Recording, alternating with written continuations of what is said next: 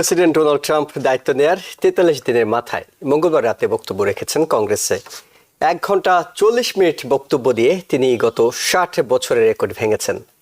আধুনিক কংগ্রেসের ইতিহাসে দীর্ঘতম ভাষণ ছিল এটি। কিন্তু সিএনএন তার বিশ্লেষণে বলছে, প্রেসিডেন্ট তার ভাষণে বিরোধীদের ক্রমাগত আক্রমণ করেছেন, পূর্বসূরিকে দোষারোপ করেছেন এবং পুরনো অভিযোগগুলো প্রচার করেছেন।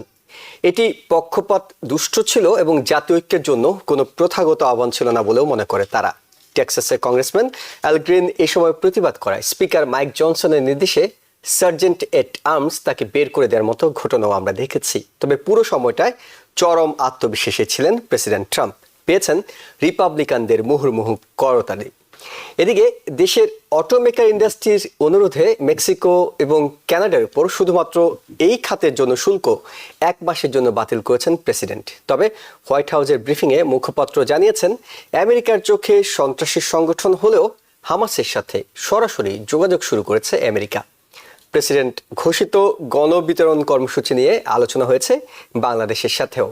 বাংলাদেশ থেকে অনুরোধ জানানো হয়েছে বাংলাদেশিদের যেন হাত কড়া পরিয়ে অসম্মানজনক উপায়ে দেশে ফেরত পাঠানো না হয়। এসব খবরের পাশাপাশি আমরা আলোচনা করব শেখ হাসিনার ভারতে অবস্থানের ৭ মাস পরও দেশটিতে তার স্ট্যাটাস কি সেটি এখন পর্যন্ত পরিষ্কার হওয়া যাচ্ছে না। এইসব বিষয় নিয়ে কথা বলবো TVN24 নিউজ নেটওয়ার্কের নিয়মিত আয়োজন আওয়ার ডেমোক্রেসি অনুষ্ঠানে। আপনাদের সঙ্গে আছি আমি ইহসান জুয়েল। আমার সাথে বিশেষজ্ঞ অতিথি হিসেবে যুক্ত হচ্ছেন কমনওয়েলথ ইউনিভার্সিটি অফ পেনসিলভেনিয়ার প্রফেসর ডক্টর খালিকুজ্জামান এবং সেন্ট্রালিয়া কলেজের associate dean doctor Ashikur Rahman. আপনাদের দুজনকে স্বাগত জানাচ্ছি আলোচনায়।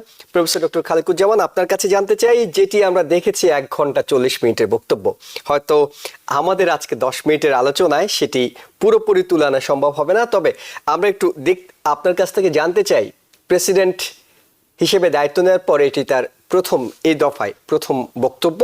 সেই বক্তব্যে যতটা প্রত্যাশা ছিল তার সঙ্গে প্রাপ্তি কতটুকু মিলেছে? জি, ধন্যবাদ আপনাকে। আপনি ঠিকই বলেছেন, ১০০ মিনিটের ভাষণ এটা অধুনাকালের ইতিহাসে সবচেয়ে দীর্ঘতম ভাষণ। তার থেকে সেকেন্ড লম্বা ভাষণ ছিল 89 মিনিটসের, এটা বিল ক্লিন্টন ছিল 89, মানে বিল ক্লিন্টনের ভাষণ। তা আপনি যেটা বলছেন যে ১০০ মিনিটের ভাষণ তো আর ২-৩ মিনিটে তুলে আনা সম্ভব না, তবে আপনি কিন্তু অনেকটা সঠিকভাবেই তার নির্যাসটা তুলে আনতে পেরেছেন।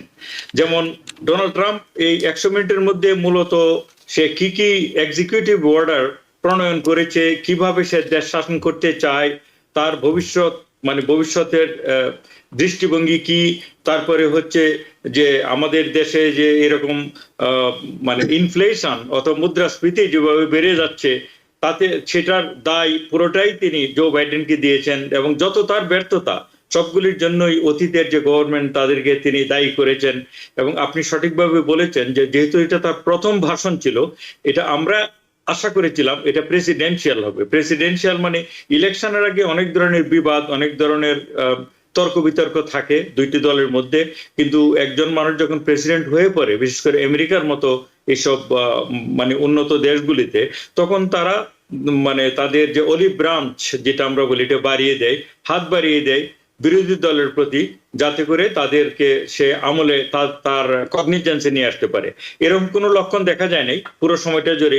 এমনকি তিনি আক্রমণ করেছেন যে ডেমোক্রেটরা যে ওইদিকে বসে আছে তারা ভুল করে হলে হাসবে না, তারা আমার কোনো কথাতে হাততালি দিবে না, এরকম করেছে। অন দ্য আদার হ্যান্ড ডেমোক্রেটরাও কিন্তু সে যে খুব বেশি ভালো কিছু করবে, মীমাংসা দুই দলকে একত্রে আনার লক্ষ্যে তেমন কিছু করবে বলে ডেমোক্রেটরাও কিন্তু মনে করে নাই, কারণ তারাও অনেকটা হচ্ছে আপনার প্রস্তুত হয়ে এসেছিল। আপনি দেখেছেন অনেক ডেমোক্রেটিক যারা সিনেটর কংগ্রেসম্যান তারা পিঙ্ক কালার পরেছিল প্রতিবাদের ভাষা স্বরূপ, তাদের হাতে কিছু ছোট ছোট ছিল, সাইন ছিল যে ফলস, তারপরে হচ্ছে মাস্ক, স্টিলস, এই জাতীয় অনেকগুলো ছিল। সেটাও আসলে সাধারণত এরকম দেখা যায় না। কিন্তু এখানে দুই দলই অনেকটা হচ্ছে মার কাট অবস্থাতেই তারা অবস্থান করেছিল এবং তাতে করে ডোনাল্ড ট্রাম্প মূলতই তার যে নিজস্ব বাহাদুরি এবং কি করবে এগুলির কথাই তিনি বলে গেছেন। এবং তিনি মনে করেন যে মুদ্রাস্ফীতি যেটা হচ্ছে এটা সাময়িক, এর জন্য কিছুটা ডিস্টারবেন্স হবে তার ভাষায়, কিন্তু এটা আমরা মেনে নিতে পারবো, এটা হচ্ছে তার কথা। এবং আরো হয়তো আপনি আলোচনা করবেন পরবর্তীতে, ডোনাল্ড ট্রাম্পের পুরো ভাষণটা জুড়েই তার যে হচ্ছে যে এক্সেপশনালিজম আমেরিকানদের, এবং তারা যে নিজের মতো চলতে চায় এবং তাদের কাছে বন্ধুত্বের চেয়ে তাদের নিজের দেশকে এগিয়ে নিয়ে যাওয়া অনেক বেশি প্রয়োজন, এই কথাটাই বারবার উঠে এসছে। এবং তিনি এটাও বলেছেন প্রকারান্তরে যে পানামা খালকে তিনি আবার পুনর্দখল করবেন, যেটা আমেরিকা আসলে চুক্তি করে পানামার কাছে ফেরত দিয়েছে। গ্রিনল্যান্ডকে হয়তো তিনি আবার তার দখলে নিয়ে আসার চিন্তা ভাবনা করছেন। তিনি বলছেন যে ওয়ান ওয়ে আর আদার এটা আমাদেরই হবে আলটিমেটলি।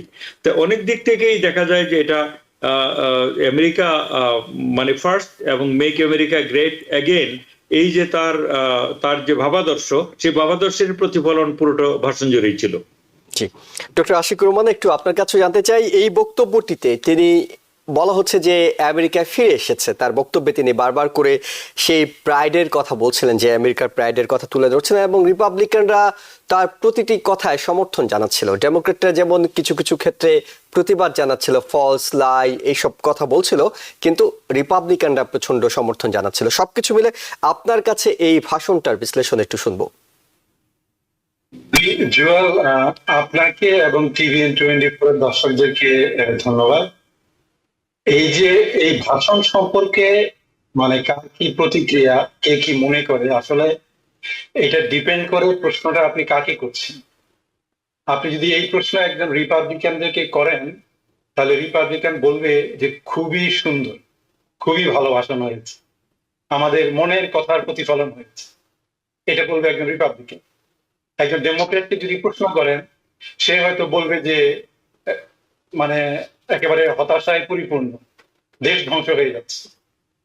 একজন ইন্ডিপেন্ডেন্টকে যদি প্রশ্ন করেন, তাহলে সে তার যে পেশাগত অবস্থান, আর্থ সামাজিক যে অবস্থা, তার পরিপ্রেক্ষিতে সে উত্তর দিবে। তা আমি নিজে একজন এডুকেটরস, সেই হিসাবে আমি বলবো যে ট্রাম্পের এই যে ভাষণ, এটা শুনে আমার কাছে মনে হয়েছে আমেরিকার প্রেসিডেন্টের ভাষণ আমি শুনছি না, মনে হচ্ছে তৃতীয় বিশ্বের কোন দেশের একজন প্রেসিডেন্ট বা প্রধানমন্ত্রীর ভাষণ আমি শুনছি, সেরকম আমার কাছে মনে হয়েছে।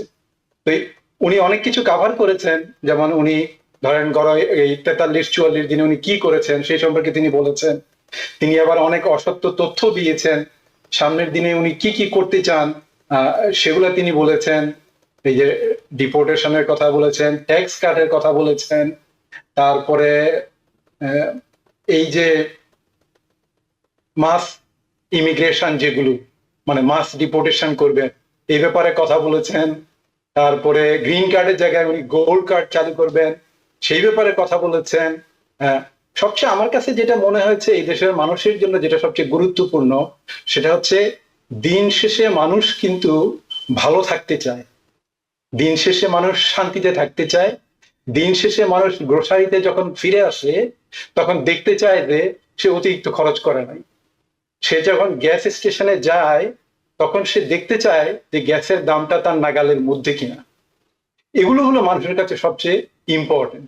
তো এই সম্পর্কে ট্রাম্প কথা বলেছেন, তিনি বলেছেন যে মেক আমেরিকা অ্যাফোর্ডেবল এগেইন, একটা রেস্কিউ প্ল্যানের কথা বলেছেন, এবং এই কথাটা উনি খুব ক্লিয়ারলি বলেছেন যে মেক আমেরিকা অ্যাফোর্ডেবল এগেইন।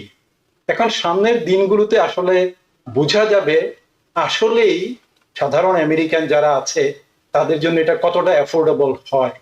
কিন্তু বর্তমানে আমরা যে দেখতে পাচ্ছি, এগুলো কিন্তু দ্রব্যমূল্যের যে ঊর্ধ্বগতি, এটা মানুষ কিন্তু মানে মেনে নিতে পারছে না। এবং আমার যেটা ধারণা, মানে অন্যান্য দেশের মতো, বিশেষ করে তৃতীয় বিশ্বের মতো, খুব শীঘ্রই এখানেও এই দ্রব্যমূল্যের ঊর্ধ্বগতির প্রতিবাদে মানুষ রাস্তায় নামবে, মানে এরকম সিচুয়েশন আমার কাছে মনে হচ্ছে। ট্রাম্প বলেছেন যে সে এটাকে অ্যাফোর্ডেবল করতে চায়, গ্যাসের দাম কমবে, জিনিসপত্রের দাম কমবে, কিন্তু এটা কতটুকু হয় এইটা হলো দেখার বিষয়।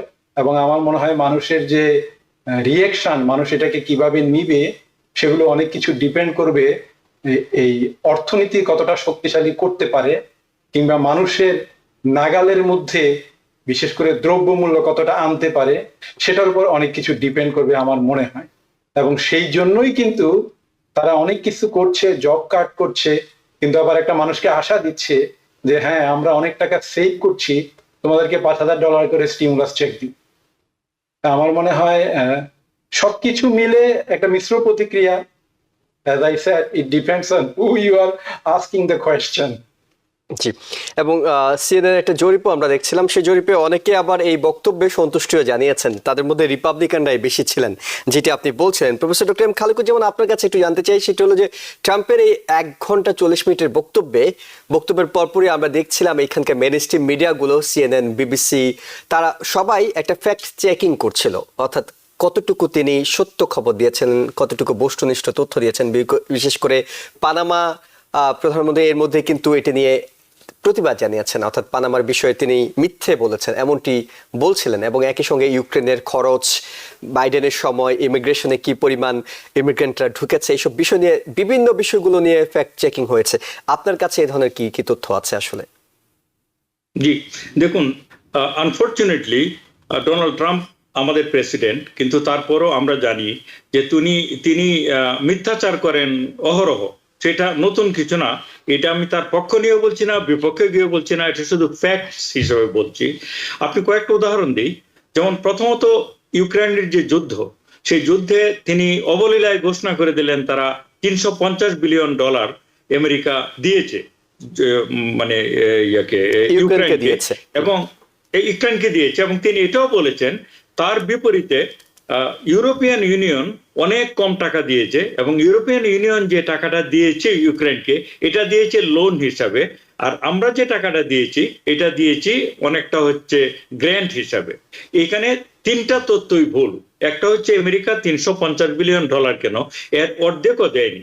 $121 বিলিয়নের মতো ডলারের মতো তারা কমিট করেছে। হ্যাঁ, তাহলে 350 ভার্সেস 121, এটা তো হচ্ছে ফ্যাক্ট চেক করা আছে। তারপরে হচ্ছে দেখুন, উনি বলছেন যে ইউরোপ আমাদের থেকে কম টাকা দিয়েছে, এই কথাটাও সত্য না, কারণ ইউরোপ এ পর্যন্ত $141 বিলিয়ন তারা কন্ট্রিবিউট করেছে, এবং সেটা তারা গ্র্যান্ট হিসাবে করেছে। তো গেল 2 নম্বর তথ্য। 3 নম্বর তথ্যটা উনি বলছেন যে আমরা যেটা দিয়েছি এটা হচ্ছে গ্র্যান্ট হিসাবে, আর ইউরোপ দিয়েছে লোন হিসাবে। এটা যদি আমরা গ্র্যান্ট হিসাবে দিয়ে থাকি, তাহলে এখন যে যুদ্ধের শেষে ইউক্রেনের কাছ থেকে ডোনাল্ড ট্রাম্প $500 বিলিয়ন দাবি করেছে, এবং এটা যদি না দিতে পারে তাহলে বলছে তাদের যে মিনারেল রিসোর্সেস, খনিজ দ্রব্যাদি, সেগুলির একটা অংশ আমাদেরকে দিয়ে দিতে হবে। তাহলে এখানে কিন্তু আমেরিকার যে মানবিক দৃষ্টিকোণ থেকে যে সাহায্য করা মানুষ বিপদে পড়লে, এটা কিন্তু টোটালি রং। দেখা যাচ্ছে যে মানবিক কোনো সাহায্য এটা ছিল না, এটা ছিল এক ধরনের ইনভেস্টমেন্ট, এবং অনেকটা হচ্ছে তাদের গলায় পা দিয়ে বলছে তোমাকে যে টাকা দিয়েছি যুদ্ধ শেষ হয় নাই, কিন্তু তার বিনিময়ে তোমার সমস্ত খনিজ সম্পদের ভাগ তুমি আমাকে দিয়ে দিতে হবে। এখানে দেখুন যে এইটা যে একটা মিথ্যাচার। আরেকটা মিথ্যাচার সে করেছে সোশ্যাল সিকিউরিটি অ্যাডমিনিস্ট্রেশন নিয়ে।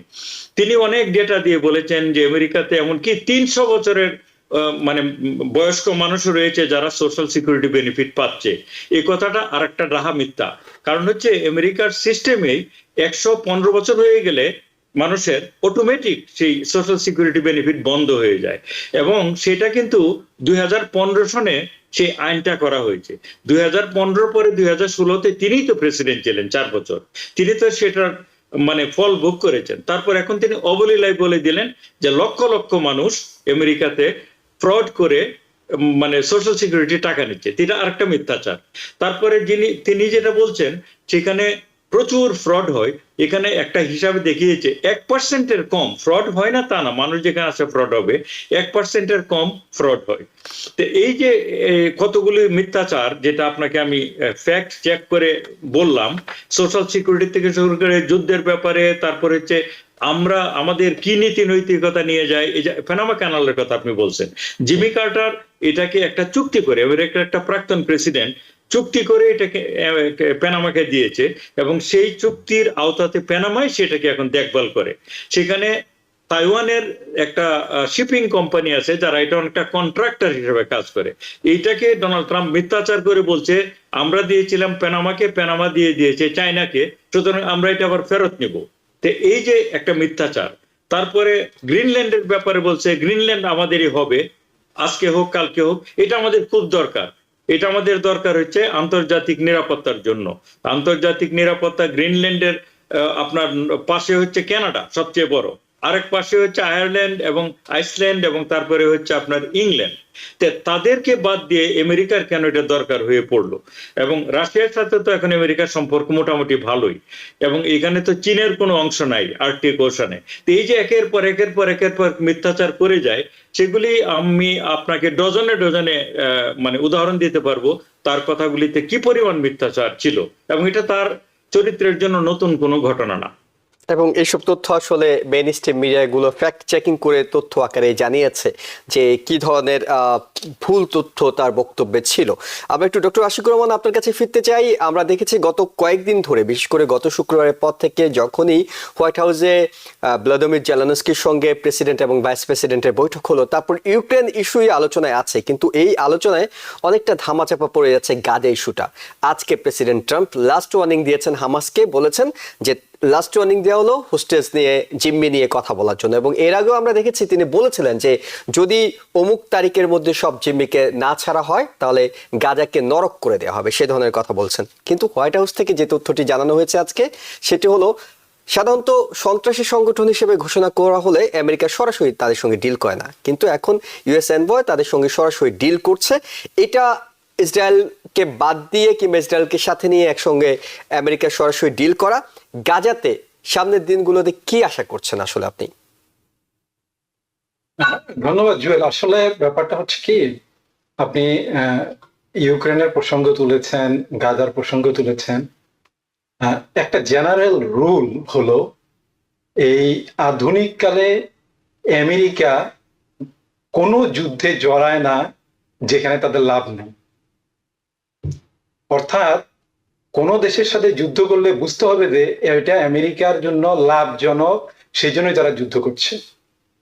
শুধু আমেরিকার জন্য না, মানে আপনার ওয়েস্টার্ন সব কান্ট্রির জন্যই এটা প্রযোজ্য। বিশেষ করে আধুনিক কালের আপনি যত যুদ্ধ যদি পর্যালোচনা করেন তাহলে দেখবেন মেইনলি যুদ্ধগুলো হইলো প্রাকৃতিক সম্পদের জন্য বা খনিজ সম্পদের জন্য। এগুলো তেল, গ্যাস, এই জাতীয় খনিজ সম্পদের জন্য। এবং আমি ইউক্রেনের কথাটা উঠলো যেহেতু, এই জন্য আমি একটু বলি।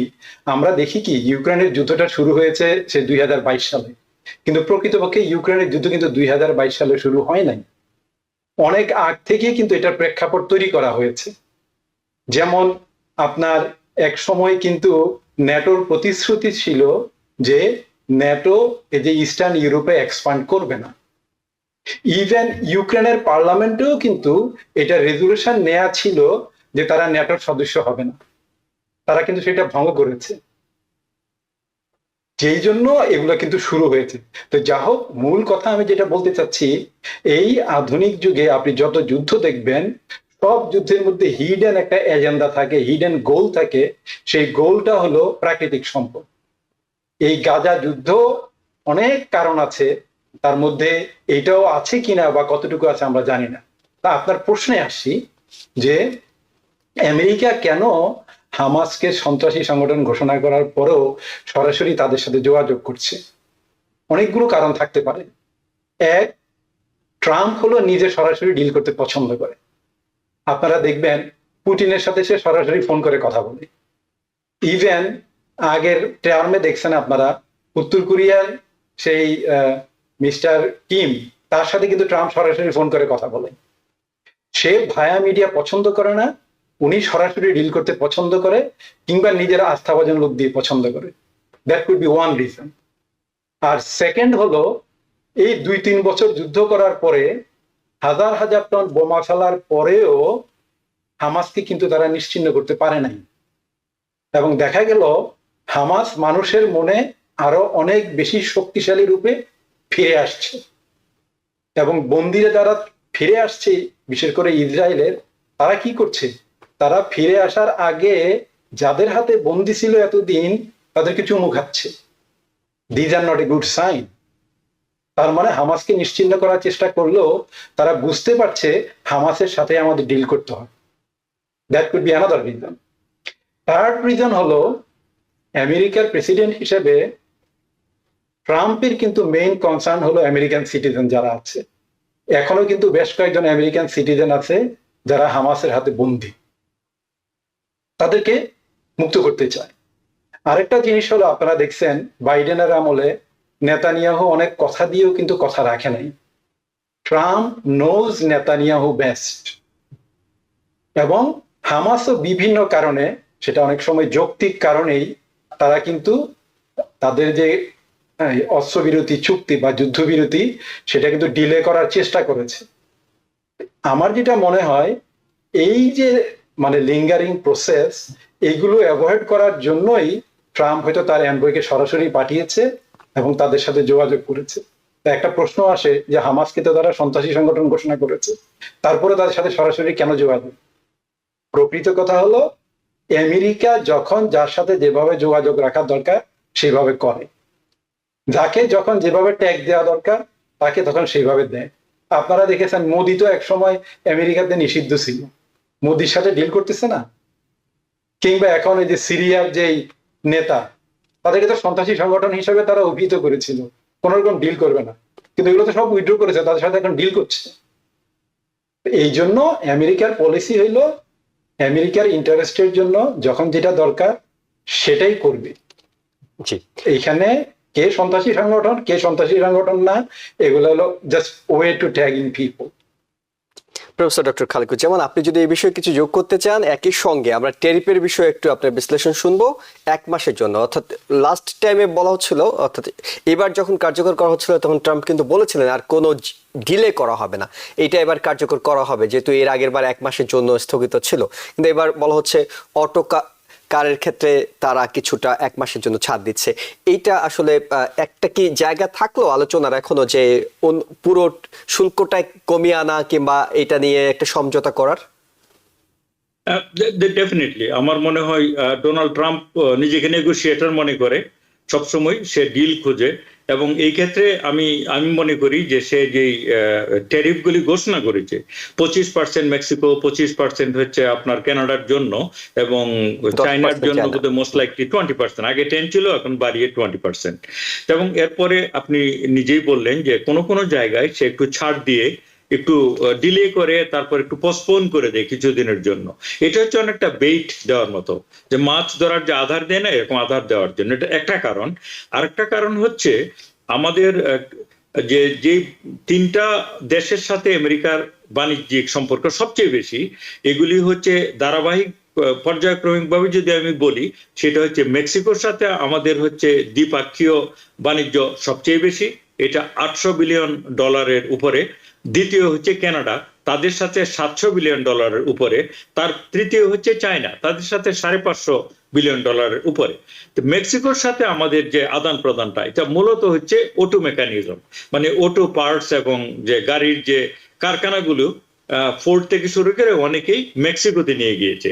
তাহলে ডোনাল্ড ট্রাম্প দুটো কারণে এটাকে ডিলে করছে। একটা হচ্ছে যে অটোর যদি ডিলে না করে, তাহলে আমাদের প্রোডাক্টের উপরে আমরা ট্যারিফ দিচ্ছি, কারণ এই যে গাড়িগুলি আসলে মেক্সিকোতেই বানিয়ে আমাদের দেশে আসছে। তো এটা সে বুঝতে পেরে এটা একটু স্লথ করেছে, নাম্বার 1। নাম্বার 2, গতকাল তিনি তার ভাষণেও বলেছিলেন, তিনি এনকারেজ করছেন যে আমেরিকার যে অটো ম্যানুফ্যাকচারার, তারা যাতে তাদের ব্যবসা বাণিজ্য বাইরের দুনিয়ায় ঘটিয়ে আমেরিকাতে চলে আসে, ইন্ডিয়ানাতে তারা কিছু ফ্যাক্টরি করবে বলেও কথা দিয়েছে। এই দুটো কারণে, একটা হচ্ছে তাদেরকে একটু ধীর চলগতিতে, তাদের যাতে ক্ষতি না হয়। 2 নম্বর হচ্ছে তাদের এনকারেজ করা যাতে তারা আমেরিকাতে ফেরত আসে। এবং কানাডার থেকেও কিন্তু আমাদের কিছু কিছু অটো পার্টস আছে। তো কানাডার সাথে আমাদের যে বাণিজ্যিক সম্পর্কটা, এটাই সবচেয়ে বেশি গুরুত্বপূর্ণ। এর কারণ হচ্ছে কানাডার থেকে আমাদের আমেরিকাতে কিন্তু ক্রুড অয়েল আসে, তারপর লাম্বার আসে, বাড়িঘর বানানোর জন্য যে কাঠ আর কি, তারপর ক্রিটিক্যাল মিনারেল আসে, যেগুলি দিয়ে আপনার সমস্ত মেটালিক যে কারখানা আছে, অস্ত্র শস্ত্র কারখানা থেকে শুরু করে ল্যাপটপ, তারপরে আপনার সেলফোন, সবখানে ক্রিটিক্যাল মিনারেল দরকার হয়। সেগুলি মূলত আসতো চায়নার থেকে এবং কানাডার থেকে। 2 দেশ যদি তাদেরকে না করে দেয় আমেরিকাকে, যে আমরা তোমাদের কাছে এই প্রাকৃতিক সম্পদগুলি আমরা আর বিক্রি করব না, তাহলে আমেরিকা শুধু বিপদেই পড়বে না, তাদের সমস্ত ইন্ডাস্ট্রিগুলি ধস নেমে যাবে।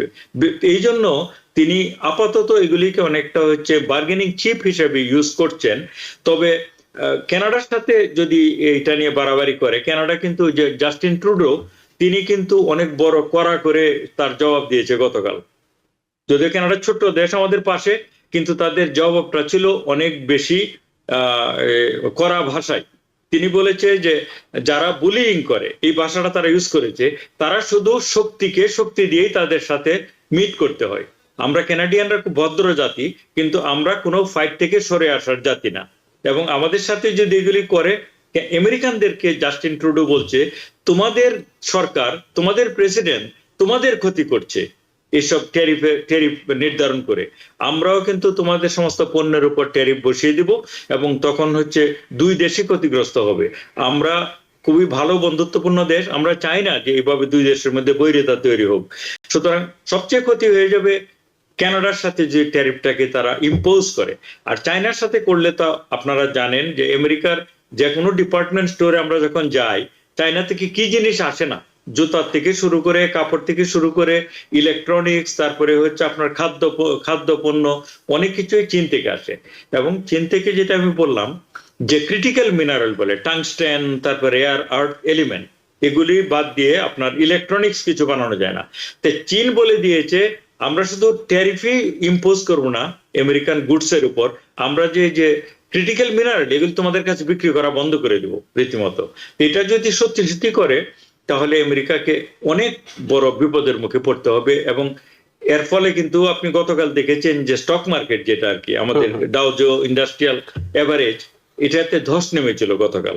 সুতরাং ট্যারিফ নিয়ে যে যুদ্ধটা ডোনাল্ড ট্রাম্প শুরু করেছে, এটা যদি সে সত্যি মিন করে কন্টিনিউ করে, তাহলে আমাদের ইকোনমির জন্য অনেক দুর্দিনের সামনে রয়েছে বলে আমার ধারণা। এবং সে কারণে হয়তো কিছুটা দুই পা এগিয়ে এক পা পিছিয়ে তিনি পদক্ষেপগুলো নিচ্ছেন। আমরা আরো বিশ্লেষণ করব ছোট্ট একটা বিরতির পর। দর্শক, আমরা একটা বিরতিতে যাচ্ছি, আমাদের সঙ্গে থাকুন। আবারও স্বাগত আউট ডেমোক্রেসি অনুষ্ঠানে, আপনাদের সাথে আছি আমি সঞ্জুয়েল। আমাদের সাথে যুক্ত আছেন কমনওয়েলথ ইউনিভার্সিটি অফ পেনসিলভেনিয়ার প্রফেসর ডক্টর এম খালেকুজ্জামান এবং সেন্টারিয়া কলেজের associate dean doctor Ashikur Rahman. আপনাদের দুজনকে আবারও স্বাগত। প্রফেসর ডক্টর এম খালেকুজ্জামান, আমরা একটু প্রথম আলো একটি নিউজ করেছে, সেই নিউজটির দিকে একটু দৃষ্টি ফেরাতে চাই। সেটা হলো যে বলা হচ্ছে বাংলাদেশের যেসব অবৈধ অভিবাসীরা এখন আমেরিকা অবস্থান করছেন, তাদেরকে ফেরত পাঠানোর ব্যাপারে দূতাবাস থেকে বাংলাদেশ সরকারকে অবহিত করা হয়েছে। তবে বাংলাদেশ সরকার একটি আন্তঃমন্ত্রণালয় বৈঠক করে তারা আশা প্রকাশ করছে যে বাংলাদেশিদেরকে ফেরত পাঠানো হবে তাদেরকে যাতে অন্তত হাত করা পরিয়ে অসম্মানের সঙ্গে ফেরত পাঠানো না হয়। কিন্তু আমরা শেষবারে আমরা দেখেছি ভারতের যে নাগরিকদেরকে ফেরত পাঠানো হয়েছিল তাদেরকে হাত করা পরিয়ে পাঠানো হয়েছিল। কলম্বিয়া, ব্রাজিলের মতো দেশগুলোর উদাহরণ তো আমরা জানি। বাংলাদেশ আন্তঃমন্ত্রণালয় বৈঠক করতে পারে, সচিবালয়ে অনেক আশা করতে পারে, কিন্তু যদি ডিপোর্টেশন হয় কিংবা অবৈধ অভিবাসীদেরকে ফেরত পাঠায়, তাহলে আপনি কতটুকু প্রত্যাশা করছেন যে বাংলাদেশি নাগরিকদেরকে সম্মানের সাথে পাঠানো হবে? আমি আশা করি যে আমাদের বাংলাদেশি ভাই বোনদেরকে যদি ফেরত পাঠানো হয়, সম্মানের সঙ্গে পাঠানো হোক, এটা আমার ইচ্ছা। কিন্তু বাস্তবতাটা অন্যরকম। বাস্তবতাটা আপনি একটু আগে বলেছেন যে বাংলাদেশের তুলনায় আমেরিকার চোখে ভারত অনেক বড় দেশ, অনেক গুরুত্বপূর্ণ দেশ। সেই ভারতের 104 জন নাগরিককে হাতে পায়ে শিকল পরিয়ে মিলিটারি প্লেন দিয়ে ইন্ডিয়া নিয়ে গিয়েছিল, ফেরত দিয়ে আসছে। এবং তাতে করে ভারতের সমস্ত গণমাধ্যম এবং পলিটিক্যাল যে সার্কেল, সেখানে প্রচুর প্রতিবাদ বা ভিতরে নাখোশ হয়েছে তার আমেরিকার উপর। তো ভারতের কথা যদি ডোনাল্ড ট্রাম্প আমলে না নিয়ে থাকে, তো বাংলাদেশের কথা আমলে নেবে বলে আমার ধারণা হয় না। তবে আমার ধারণা যদি শিকল পরে পাঠায়, তাহলে মানবাধিকার পয়েন্ট অফ ভিউ থেকে, এটা বাংলাদেশ বলে বলছি না, যে কোনো দেশের যারা অপরাধের সাথে সংযুক্ত না, হ্যাঁ, তাদেরকে যাতে সসম্মানে তাদের নিজ দেশে ফেরত পাঠানো হয়। কেউ যদি অপরাধ চক্রের সাথে জড়িত থাকে, তাদেরকে শিকল পরিয়ে পাঠানো হোক, মিলিটারি জাহাজ দিয়ে পাঠানো হোক, তাতে আমার কোনো আপত্তি নেই। তো আমি শুধু আশা করতে পারি আমাদের বাংলাদেশি ভাই বোনদেরকে তারা সম্মান দেখাবে। তবে আমি এই ব্যাপারে খুব আশাবাদী না। আমি আশা করি কিন্তু আশাবাদী না। ডক্টর আশিকুর রহমান, আপনি আশাবাদী হতে পারছেন কিনা যে প্রক্রিয়ায় পাঠানো হচ্ছে এবং যেভাবে তিনি কড়া অবস্থান নিয়েছেন মাস ডিপোর্টেশনের ব্যাপারে? আসলে ব্যাপারটা কি, আন্তর্জাতিক যে সম্পর্ক, সেখানে হইলো রেপোর্ট খুব ইম্পর্টেন্ট। মানে কার সাথে কার সম্পর্ক ভালো, এটার উপর অনেক কিছু ডিপেন্ড করে। তো এখন আপনার বাংলাদেশের এম্বাসি যতই চেষ্টা করুক, সম্মানের সহিত ফেরত পাঠানোটা শুধু আমেরিকার যে কোনো একটা এজেন্সির উপর ডিপেন্ড করে না। এখানে কিন্তু মানে multiple agency related, homeland security থেকে শুরু করে আরো কমপক্ষে 2-3টে এজেন্সি এখানে আছে। এই তাদের সাথে যোগাযোগ করা এবং গভর্নমেন্টকে এইটাতে স্পেশাল ছাড় দেওয়ার জন্য রাজি করানো, এটা করানোর মতো ক্ষমতা বাংলাদেশ এম্বাসির আছে বলে আমার মনে হয় না। Number one.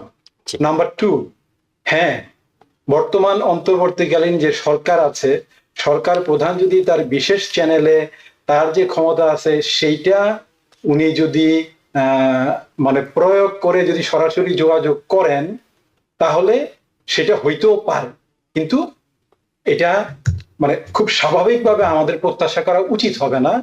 কারণ আমেরিকা তো ট্রেডিশনের উপরে এবং তাদের যে প্রয়োজন এবং রুলস রেগুলেশন আছে তার উপরে চলে।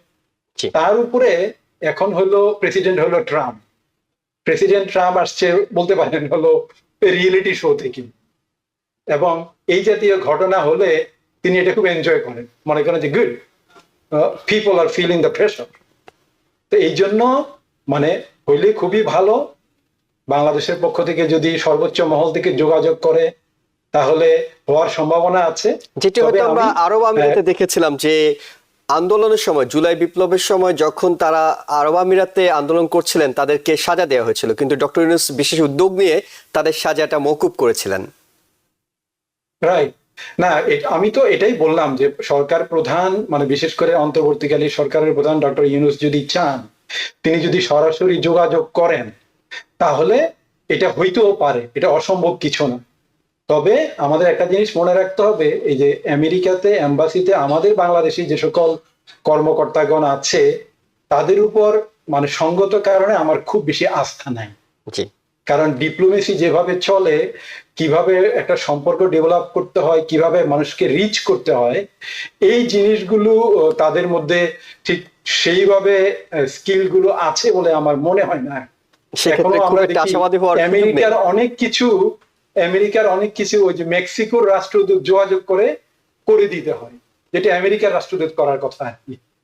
জি, বুঝতে পেরেছি। আমরা একটু আপনার কাছে জানতে চাই বাংলাদেশের আভ্যন্তরীণ বিষয়ে ভারতের সাথে, সেটি হলো যে শেখ হাসিনা সাবেক প্রধানমন্ত্রী, তিনি ভারতে পালিয়ে যাওয়ার পর 7 মাস অবস্থান করছেন, কিন্তু এখন পর্যন্ত কোনো রাজনৈতিক আশ্রয় চাওয়া হয়নি। আবার ভারত অন্য কোনো দেশে পাঠানোর ব্যাপারে কোনো পরিকল্পনা করছে না, যদিও ভারতের কাছে বাংলাদেশ সরকার থেকে আনুষ্ঠানিকভাবে ফেরত চাওয়া হয়েছে শেখ হাসিনাকে, বিশেষ করে আন্তর্জাতিক অপরাধ ট্রাইব্যুনালে তার বিরুদ্ধে যে মামলাগুলো আছে সেগুলো, কিন্তু ভারত সেই ব্যাপারেও এখন পর্যন্ত কোনো রকম পদক্ষেপ নিচ্ছে না। এই বিষয়টা কতদিন ভারত ঝুলিয়ে রাখবে, কিংবা এইটা দুই দেশের কূটনীতিতে সবচেয়ে বড় গলার কাটা হয়ে থাকবে কিনা? আচ্ছা, আমি এক কথায় আগে সারমর্মটা বলি।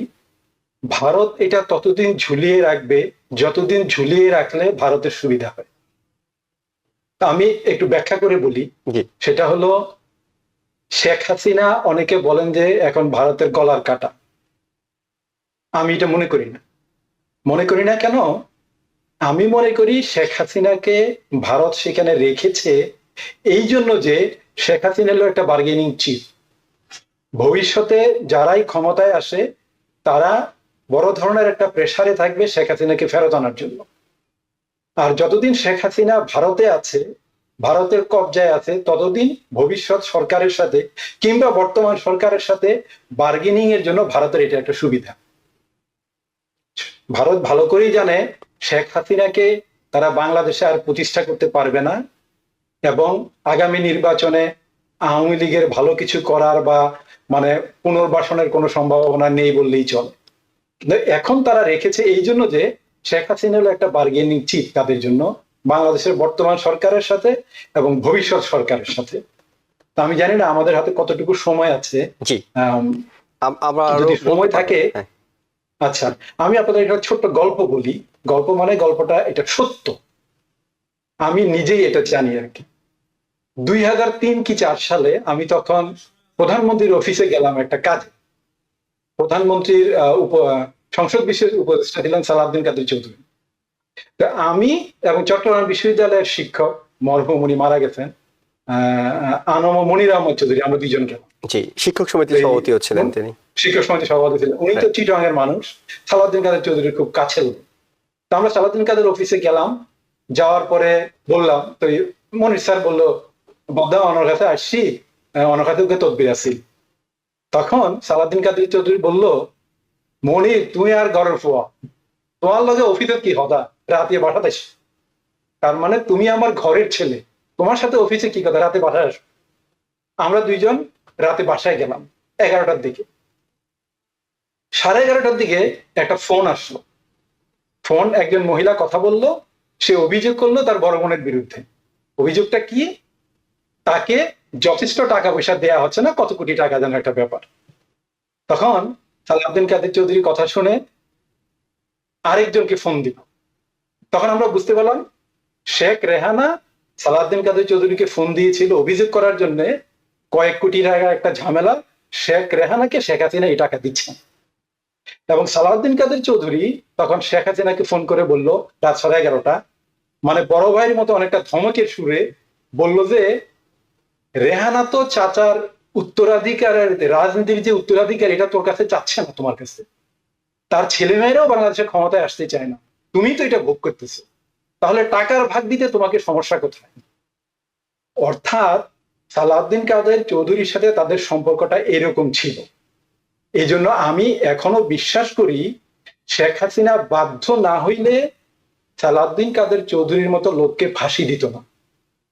The point I am trying to make is, Sheikh Hasina ভারতের মতো একটা বাঘের পিঠে চড়ে বসেছিল, যেই বাঘকে সে নিজে নিয়ন্ত্রণ করতে পারে নাই, পারতো না, পারবেও না। আবার ওই বাঘের পিঠ থেকে তার নেমে যাওয়া সম্ভব ছিল না, কারণ ওই বাঘ তাকে খেয়ে ফেল। এই হলো শেখ হাসিনার সাথে ভারতের সম্পর্ক। বাংলাদেশে আগামীতে যারা রাজনীতি করবে তাদের এগুলো মাথায় রাখতে হবে। ডোন্ট গেট মি রং, আমি বলছি না যে শেখ হাসিনা নির্দোষ। অবশ্যই শেখ হাসিনা অপরাধী, অনেক কিছুর সাথে জড়িত, মানে হত্যা, গুম, অনেক কিছুর সাথে। আমি শুধু বলছি এই যে শেখ হাসিনা ভারতে আছে, ভারতে শেখ হাসিনা এমনি এমনি নাই, তারা এমনি এমনি রাখে নাই, তাদের স্বার্থ আছে, তাকে তারা বার্গেনিং চিপ হিসেবে ব্যবহার করতে চায়। এই জন্য শেখ হাসিনা এখন চাইলেও কোথাও যেতে পারবে না, চাইলেও সে ভারতের বাইরে ইচ্ছের বিরুদ্ধে সে কোনো কিছু করতে পারবে। তা আপনার প্রশ্নের উত্তর হইল শেখ হাসিনাকে কেন ভারত রেখে দিচ্ছে? ভারত রেখে দিচ্ছে ভারতের স্বার্থে, শেখ হাসিনার স্বার্থে না, ভারতের স্বার্থে। আমরা একটু প্রফেসর ডক্টর এম খালেকুজ্জামান আপনার কাছে জানতে চাই, কারণ আমরা দেখতে পাচ্ছি যে ভারত তাকে সীমিত পরিসরে সোশ্যাল মিডিয়া ব্যবহার করার সুযোগ দিচ্ছে, যদিও তার স্ট্যাটাস পরিষ্কার করছে না।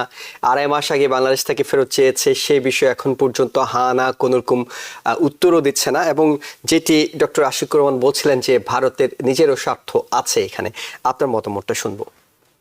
জি, দেখুন, যে কোনো দেশের পররাষ্ট্র নীতি নির্ধারিত হয় তার নিজের স্বার্থের উপর ভিত্তি করে, এবং ভারতের জন্য এটা অনেক বেশি প্রযোজ্য। কারণ শেখ হাসিনা নিজেই বলেছে যে ভারতকে তিনি যে যে সুযোগ সুবিধা জীবনে দিয়েছেন সেটা ভারত কোনোদিন বলবে না। সেটা আমরাও জানি যে সম্পর্কটা একতরফা ছিল। এটা ছিল ভারত অনেকটা এককভাবেই আমাদের কাছ থেকে সে লাভবান হয়ে যাচ্ছিল শেখ হাসিনার আমলে। এটা তো শেখ হাসিনাও জানে, যে কোনো মানুষই জানে।